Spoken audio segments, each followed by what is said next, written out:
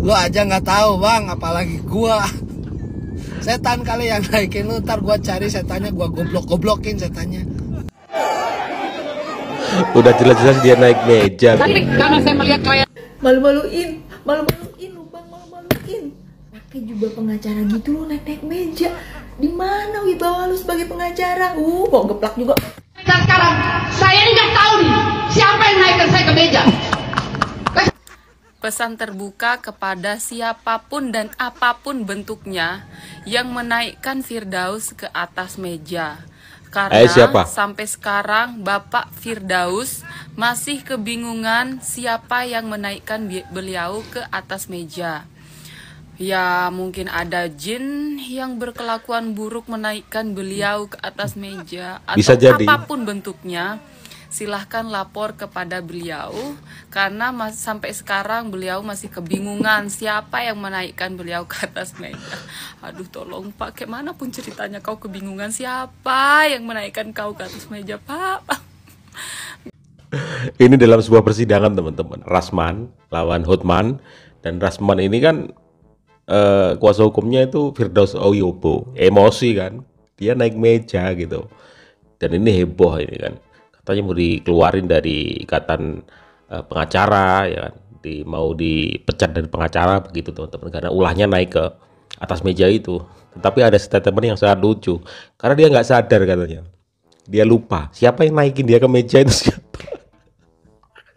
Aduh, pengacara Indonesia itu lucu-lucu dan nyentrik kalau nggak pakai otot teriak-teriak itu nggak afdol kayaknya kalau jadi pengacara Indonesia, nggak cepet viral kayaknya ya.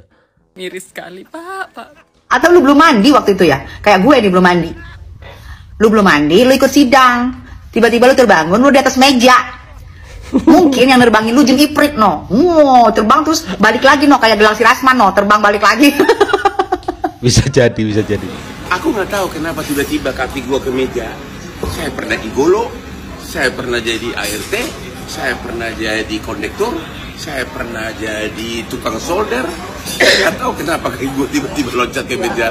Ini otak di mana sih? Otak di mana sih? Kok berani ngomong gitu di medsos? Aduh, betapa hancurnya kualitas dan harga diri para pengacara di Indonesia ini, sebagian tentu ya. Saya pernah gigolo, saya pernah tukang solder, saya pernah tukang copet, saya pernah tukang copet di Senen, saya pernah asisten debt collector. Memalukan, semua pernah, memalukan, mau muntah gua. Udah deh. Hotman Paris itu gak ada apa-apanya sama saya. Kecil sama saya. Ya, bagaikan bumi dan langit. Kecil bagi saya tuh Hotman Paris.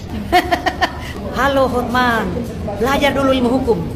Kau kuliah di mana Hotman Paris? Saya ini pengacara militan yang siap pasang badan untuk klien. Jadi nggak usah kalian eluk-elukan Hotman Paris. Hari ini terbukti Hotman Paris mulai dari persidangan keempat dia kabur dari pengadilan, teriak-teriak pakai handphone, telepon sana, telepon sini, minta SK saya dicabut. Tapi kecil dia. Kau belajar ilmu hukum. Hah? Teriak-teriak bagaikan anak bebek yang mencari induknya, mencari perlindungan. Nggak usah euforia kau Hotman. Ya, lawan kau saya nggak akan pernah mundur sekalipun. Orang bisa bilang kau besar, tapi untuk dengan saya jangan coba-coba kau. Kau nggak ada apa-apanya sama saya. Suruh belajar lagi ilmu hukum Hotman Paris. Ya, doktornya dari mana dia? Bicaranya ngaco, literasinya nggak jelas, artikulasinya nggak jelas. Saya pengacara Ribo Dabo, siapa Hotman? Jangankan Hotman Paris, Hotman Ciseng, Hotman Parung, Hotman Poris, Hotman Joglo, gue sikat semua. Nggak, berdiri dua, nggak ada gue siap Hotman. Gue bilang, Hotman Paris, Hotman Poris, Hotman Joglo, Hotman Ciseng, gue sikat semua. Ya ingat, gue borong semua itu. Saya naik ke bangku sampai saat sekarang, saya ini nggak tahu nih siapa yang naikkan saya ke meja. Nanti lama-lama Bapak bilang nih kayak gini nih, saya tidak tahu kenapa saya juga bisa membela Rasman dan berteman sama Rasman. Saya tidak tahu kenapa seperti itu. Sekarang Bapak naik ke meja, Bapak bilang Bapak tidak tahu kalau saya tiba-tiba naik ke meja. Nggak sadar. Bapak tidur apa gimana sih Pak? Lucu deh. Sampai saat sekarang, saya ini nggak tahu nih siapa yang naikkan saya ke meja. Untuk semua warga negara Indonesia, tolong aku, siapa yang menaikkan Bapak pengacara ini ke atas meja? Tolong ngaku. naik ke bangku sampai saat sekarang. Saya ini nggak tahu nih siapa yang naikkan saya ke meja. Oke, saya juga tidak tahu kenapa abang bisa di atas meja. Saya ulang-ulang ketawa. Terjadi? Abang bertanya, siapa yang kasih naik abang di meja? Otomatis kami tidak tahu. Mungkin tahu? Tahu? Mungkin kenapa tempe. dia bisa di atas meja? Apa kau mengetahui? Tahu juga tidak tahu. Abang kenapa bisa di atas meja? Mungkin yang jin atau siapa? Gitu. Berpikir apa? Aduh. Masalah saya naik ke bangku sampai saat sekarang. Saya ini nggak tahu nih siapa yang naikkan saya ke meja. Diulang-ulang tetap ketawa aja. Meja. Kok bisa-bisanya lu ada di atas meja? Pusing kepala gue. Orang dia naik lupa. Saya ini nggak tahu nih siapa yang naikkan saya ke meja. Nih bang nih, yang nonton video ini nih, yang naikkan abang ke meja nih. Saya Kalian tuh, kalian pasti tuh. Ngaku kalian ngaku. Nih bang nih. Nih bang nih, yang naikkan abang ke meja nih, yang nonton video saya nih. Saya Ngaku bang. kalian, ngaku, Betul, ngaku. Betul, saya enggak bang. Saya emang enggak bang, saya emang enggak bang. Betul dah bang, betul. Nih yang nonton nih bang nonton nih bang, yang naikin ke meja nih bang ya. Masalah saya naik ke bangku sampai saat sekarang. Saya ini nggak tahu nih siapa yang naikkan saya ke meja. Ini sangat lucu bang. Ini saya mau komentarnya jadi pengen ketawa atau statement abang. Ini saya juga bingung. Siapa nih kira-kira yang naikin Bang Firdaus ke atas meja? Apakah Gini Prit yang lewat di persidangan? Atau kuntilanak? Wah, tiba-tiba menyihir abang di atas meja tanpa abang sadarin? Atau rekan-rekan seprofesi abang yang tiba-tiba sigap naikin abang ke atas meja? Atau siapa bang? Kalau menurut saya nih bang ya, yang naikin abang ke atas meja itu kaki abang sendiri. Diri abang sendiri yang naik ke atas meja. Gitu ya, mungkin spontan atau apa, pokoknya diri abang sendiri yang naik ke atas meja. Jadi jangan stop menyalahkan atau mempertanyakan siapa yang naikin abang ke atas meja, karena itu sangat memalukan. Aduh, ya udahlah, menurut saya nih bang, yang terbaik daripada abang membuat statement yang bikin mempermalukan diri sendiri gitu ya, lebih baik abang meminta maaf. Bagaimanapun, sadar tidak sadar, apa yang abang Firdaus lakukan, naik ke atas meja menggunakan baju toga, sudah sangat mempermalukan profesi advokat loh bang. Ini sangat mempermalukan ya. Itu masalahnya. Kode etik kita ya bang ya. Ini udah di luar kendali gitu ya. Seorang advokat naik ke atas meja. Anda ini pengacara loh, bukan bodyguard. Harus dipahami betul. Anda di ruang persidangan ini untuk apa? Untuk membela klien. Mantan debt kolektor dia mah. Secara sesuai dengan undang-undang yang berlaku. Secara kode etik Anda sebagai advokat, bukan sebagai bodyguard bang ya, tolong dipahami itu. Lebih baik abang ini minta maaf aja ke majelis hakim, ke pihak-pihak pengadilan, karena abang sadar atau tidak sadar sudah membuat kisruh pengadilan kemarin ya. Ini masih untung yang dicabut baru sama organisasi abang KI ya. Gimana kalau dicabutnya ini bas abang ini yang dicabut nih, bisa tamat ini karir abang. Gitu aja dari saya. Stop mempertanyakan kenapa abang bisa naik ke atas meja, lebih baik abang minta maaf. Terima kasih. Masalah saya naik ke bangku sampai saat sekarang.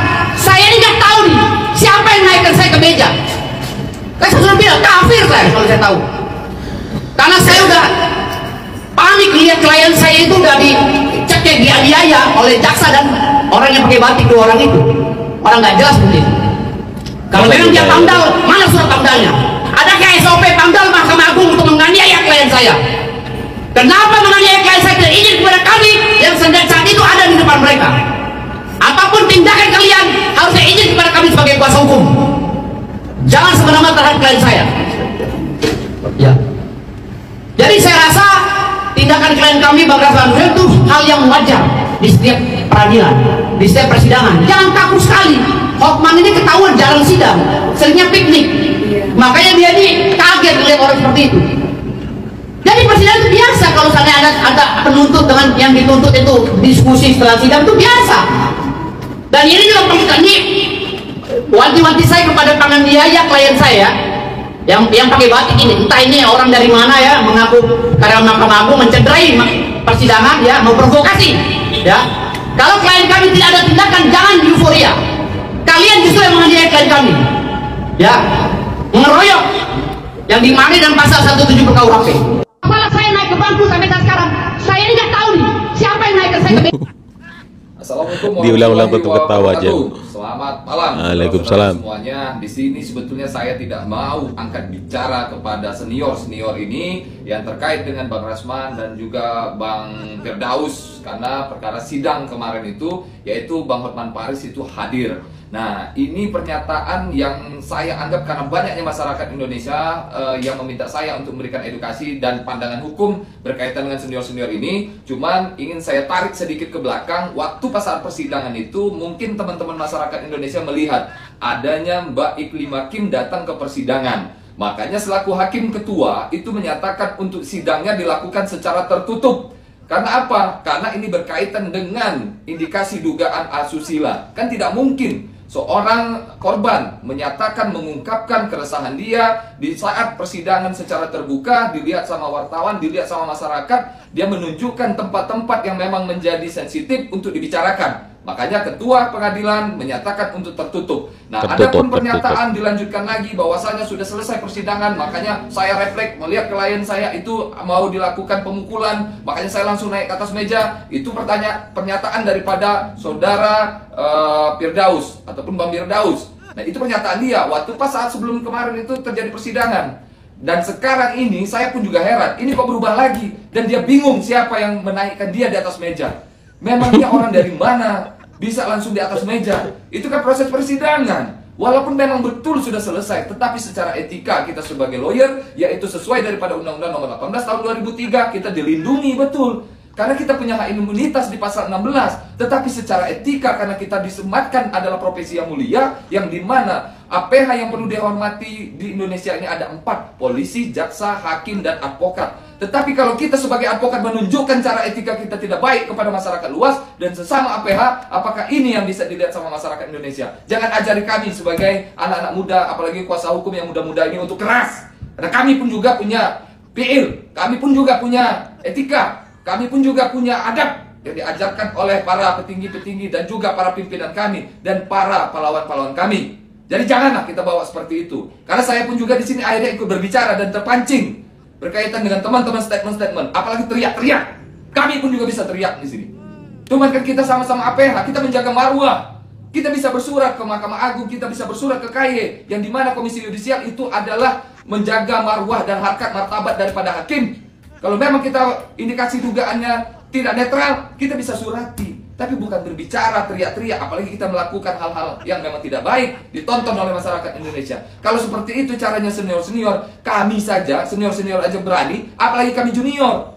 Tapi apakah bakalan jadi baik negara ini? Apakah akan menjadi baik proses persidangan, proses peradilan, dan hukum tentunya yang ditegakkan kalau seperti ini cara kita? Jadi saya memohon maaf sebelumnya kepada masyarakat Indonesia. Saya pun di sini menahan diri dari kemarin-kemarin, tetapi karena memang banyaknya masyarakat Indonesia yang menyatakan kepada saya untuk saya memberikan edukasi ataupun juga statement berkaitan dengan senior-senior ini. Mungkin ini saja penyampaian dari saya dan mudah-mudahan kedepannya tidak akan terulang lagi. Terima kasih. Wabillahi taufiq wal hidayah. Wassalamualaikum warahmatullahi wabarakatuh. Salam sehat, salam Indonesia. Waalaikumsalam warahmatullahi wabarakatuh. Gua ulang nih beberapa kali ya statement dari Firdaus, ketawa ya. Sampai saat ini saya nggak tahu siapa yang naikin dia ke meja. Udah jelas-jelas dia naik sendiri di meja. Ya kan, ini pengacara Indonesia ini ya rame ya. Ada Hotman Paris, Farhad Abbas, ada Firdaus Oyobo, ada Rasman. Ya 4 orang ini kayak yang lebih lantang-lantang gitu kan, lebih rame gitu. Aduh, tuh kan jadi bahan ketawaan oleh netizen gara-gara ucapan gitu kan.